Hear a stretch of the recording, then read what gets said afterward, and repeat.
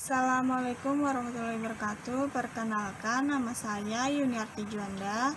Saya dari program studi Ekonomi Syariah 1 semester 2 dari Fakultas Ekonomi dan Bisnis Islam, Institut Agama Islam Samarinda.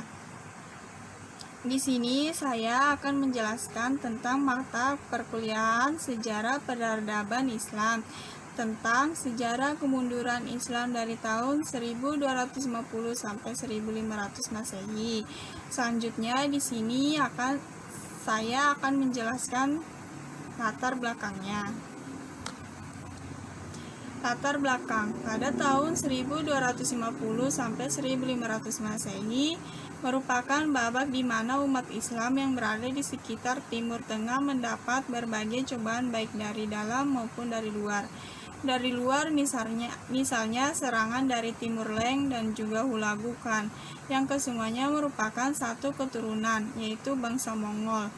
Dari dalam atau inter, yaitu merupakan masa integrasi, konflik antara Sunni dan Syiah yang semakin menajam serta munculnya gerakan-gerakan fanatik terhadap bangsa Arab. Akan tetapi berlainan dengan apa yang terjadi di kawasan Afrika Utara dan Mesir. Dinasti Mamalik yang berkuasa di sana berhasil selamat dari serangan-serangan dari bangsa Mongol, sehingga peradaban Islam yang mungkin terputus karena saat itu Baghdad yang merupakan pusat peradaban Islam telah dihancurkan oleh bangsa Mongol, dapat terus berkembang walaupun di tempat yang berbeda. Penyebabnya adalah banyak ilmuwan yang melarikan diri ke Mesir, dan di sana pemerintah yang berkuasa juga memperhatikan perkembangan ilmu pengetahuan dan sebagainya. Dengan demikian, perkembangan peradaban dari masa periode klasik tidak terputus dan terus berlanjut oleh dinasti Mamluk di Mesir. Yang A. Rumusan masalah. Rumusan masalahnya terbagi menjadi 3, yaitu yang pertama 1. Bagaimana sejarah kemunduran Islam? Yang kedua, apa saja faktor-faktor kemunduran Islam? Yang ketiga, berapa kerajaan yang mengalami keruntuhan di abad pertengahan? Yang kedua yaitu tujuannya. Tujuannya yang pertama yaitu 1. Untuk mengetahui sejarah peradaban Islam. Yang kedua, untuk mengetahui faktor-faktor kemunduran Islam. Yang ketiga, untuk mengetahui kerajaan yang mengalami keruntuhan di abad pertengahan. Di sini saya akan menjelaskan sejarah kemunduran Islam. Bangsa Mongol dan dinasti Ilkhan pada tahun 565 Hijriah atau 1258 Masehi, tentara Mongol yang berkekuatan sekitar 200.000 orang tiba di salah satu pintu Baghdad. Khalifah Al-Mu'tasim sudah tidak berdaya dan tidak mampu menahan desakan tentara Hulagu Khan.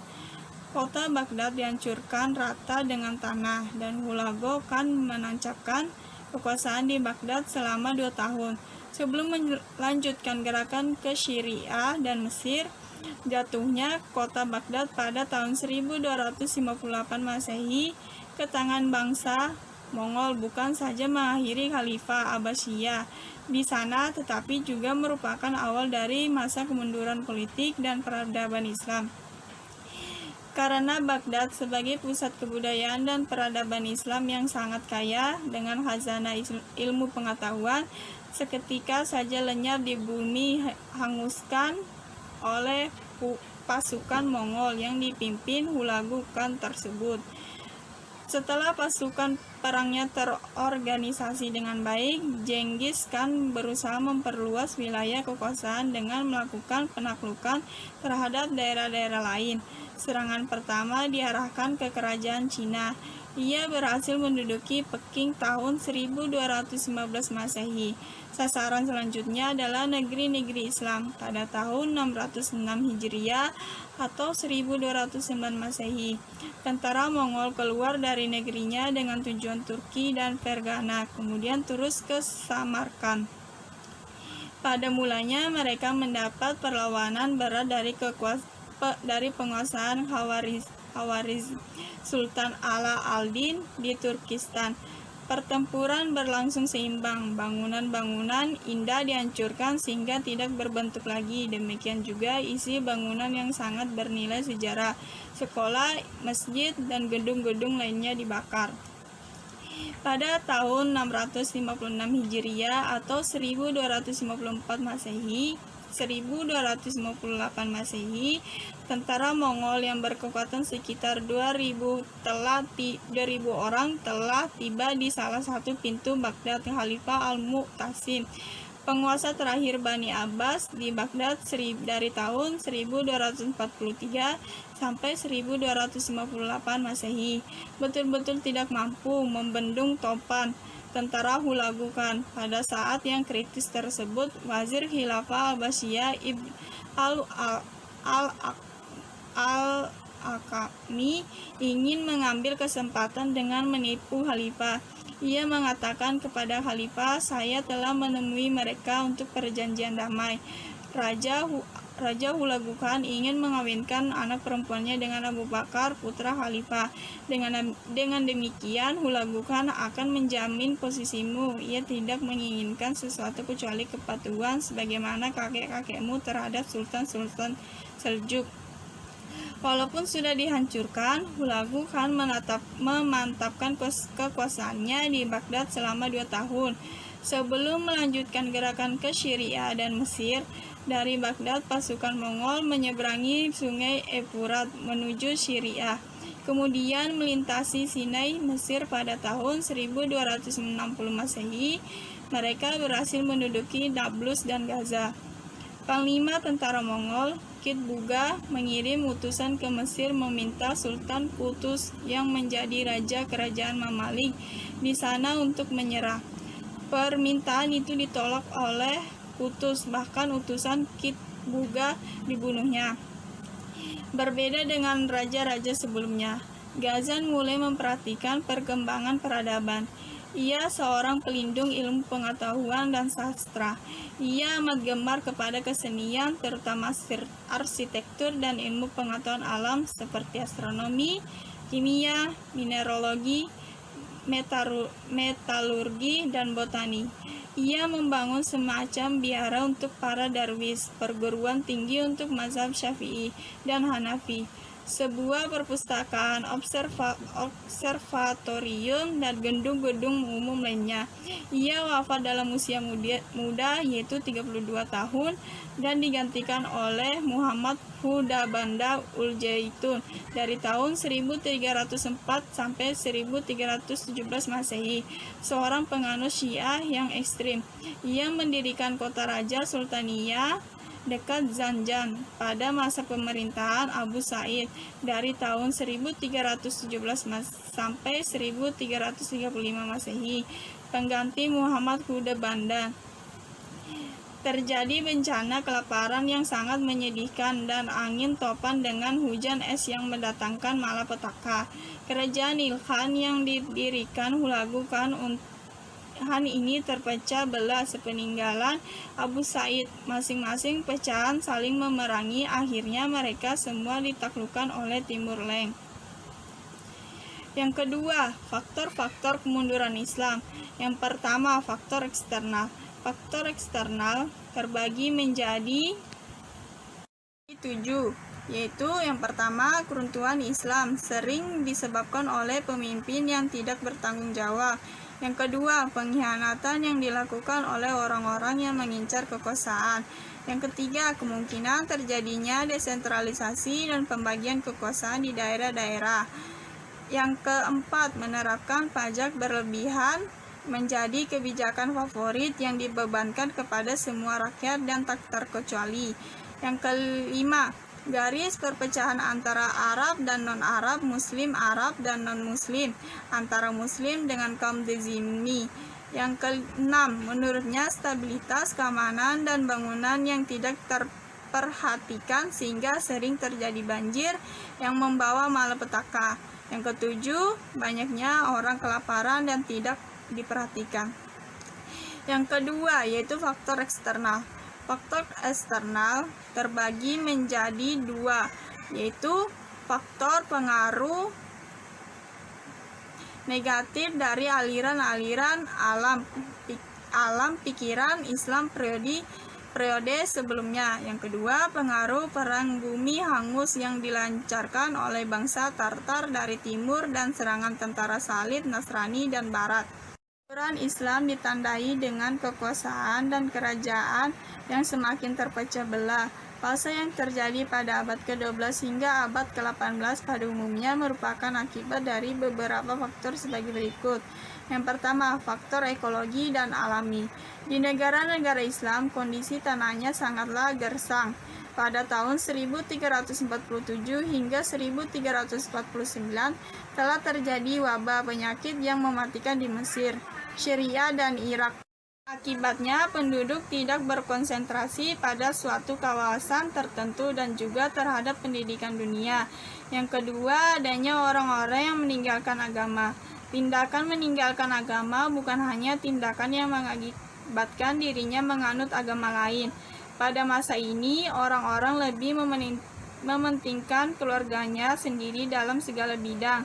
Peristiwa ini disebut juga dengan nepotisme. Misalnya dalam urusan pemerintahan, seseorang mengutamakan keluarganya dan kemudian mengangkat pemimpin dari keluarganya sendiri. Yang ketiga, para penguasa yang lemah tidak menjaga dengan baik wilayah kekuasaan.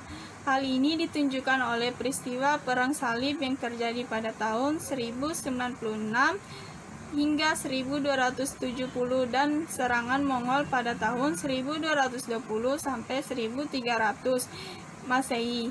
Menurut Bernard Lewis, Perang Salib pada dasarnya merupakan pengalaman pertama imperialisme Barat yang ekspansionis yang dimotivasi oleh tujuan materi dengan menggunakan agama sebagai media psikologisnya. Yang keempat, kemunduran kerajaan Safawi pada tahun 18 Masehi dan Mughal 19 Masehi. Kerajaan Safawi dan kerajaan Mughal merupakan kerajaan Islam terbesar pada masanya. Pada keemasan kerajaan tersebut tentunya menjadikan faktor perkembangannya peradaban Islam dan bidang politik, ekonomi, ilmu pengetahuan, dan bidang perkembangan fisik seni. Kemunduran kedua kerajaan tersebut mengakibatkan peradaban Islam turun secara drastis dan mengalami kemunduran. Yang ketiga, kerajaan yang mengalami kemunduran di abad pertengahan. Yang pertama, sebab-sebab kemunduran kerajaan Safawi. Sepeninggalan Abbas I, kerajaan Safawi berturut-turut diperintah oleh 6 raja, yaitu Safi Mirza dari tahun 1628 sampai 1642 Masehi. Yang kedua, Abbas II dari tahun 1642 sampai 1667 Masehi. Yang ketiga, Suliaman dari tahun 1667 sampai 1694 Masehi. Terus tuh yang keempat, Husain dari tahun 1694 sampai 1722 Masehi. Yang kelima, Tansab II dari tahun 1722 sampai 1732 Masehi, dan yang terakhir Abbas III dari tahun 1773 sampai 1736 Masehi. Pada masa raja-raja tersebut, kondisi kerajaan Safawi tidak menunjukkan keadaan yang berkembang, tetapi justru memperlihatkan kemunduran yang akhirnya membawa kepada kehancuran. Di antara sebab-sebab kemunduran dan kehancuran kerajaan Safawi ialah konflik berkepanjangan dengan kerajaan Utsmani. Penyebab lainnya adalah dekadensi moral yang melanda sebagian para pemimpin kerajaan Safawi. Yang kedua, kemunduran dan kehancuran kerajaan Mughal. Setelah Aurangzeb wafat, raja-raja berikutnya mulai lemah. Kerajaan Mughal dan rajanya tidak lebih hanya sebagai simbol dan lambang belaka. Bahkan raja digaji oleh kolonial Inggris yang datang dan tinggal di dalam istana. Dengan demikian, maka tamatlah riwayat kerajaan Islam Mughal di India. Setelah berabad-abad lamanya mengalami kejayaan, peninggalannya yang paling berharga adalah bangunan istana, Taj Mahal, dan masjid yang indah. Mereka juga membantu penyebaran agama Islam di anak benua India. Banyak faktor yang menyebabkan kemunduran dan kerajaan Mughal, antara lain adalah: yang pertama, perebutan kekuasaan antara keluarga. Hampir semua keturunan Babur umumnya mempunyai watak yang keras dan ambisius. Yang kedua, pemberontakan oleh umat Hindu yang pada saat itu mayoritas, sedangkan Islam merupakan minoritas, karena penguasa yang terakhir memimpin melakukan pendekatan masuknya Islam kepada jalur politik, bukan pada jalur dakwah kultural. Yang ketiga, serangan dari pihak atau kekuatan luar. Serangan dari luar semula dilakukan oleh kerajaan Safawi di Persia, kemudian dilanjutkan dengan serangan dari Afghanistan. Pangkal perselisihan antara Mughal dan Safawi adalah karena rebutan daerah Kandahar. Yang keempat, kelemahan ekonomi. Kemunduran politik Mughal sangat menguntungkan bangsa-bangsa Barat untuk mengatasi jalur perdagangan. Yang ketiga, faktor kemunduran Turki Utsmani.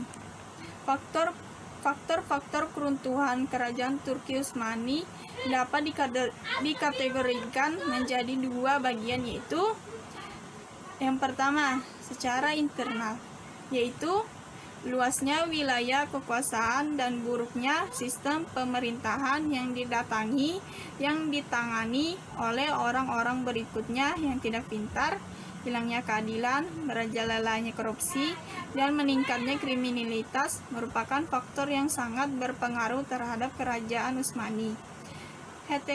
Heterogenitas penduduk menyebabkan kurangnya rasa persatuan. Terlebih, Utsmani merupakan kerajaan yang coraknya militer, kehidupan yang istimewa dan bermegahan, merosotnya perekonomian negara akibat pemborosan harta, dan peperangan Turki mengalami kekalahan terus-menerus. Yang B, secara eksternal, yaitu: pertama, timbulnya gerakan nasionalisme. Bangsa-bangsa yang tunduk pada kerajaan Turki berkuasa mulai menyadari kelemahan dinasti tersebut. Maka, walaupun kerajaan Utsmani memperlakukan mereka sebaik mungkin, namun benak mereka tetap saja bila Utsmani adalah penjajah yang datang menyerbu dan menguasai wilayah mereka. Dimulailah usaha untuk melepaskan diri dari pemerintahan Utsmani. Yang kedua, terjadinya kemajuan teknologi Barat, khususnya dalam bidang persenjataan, di mana sistem kemiliteran bangsa Barat selangkah lagi maju dibandingkan dengan kerajaan Turki Utsmani. Oleh karena itu, saat terjadi kontak senjata maupun peperangan yang terjadi belakangan, tentara Turki selalu mengalami kekalahan. Terlebih, Turki Utsmani sangat tidak mendorong berkembangnya ilmu pengetahuan.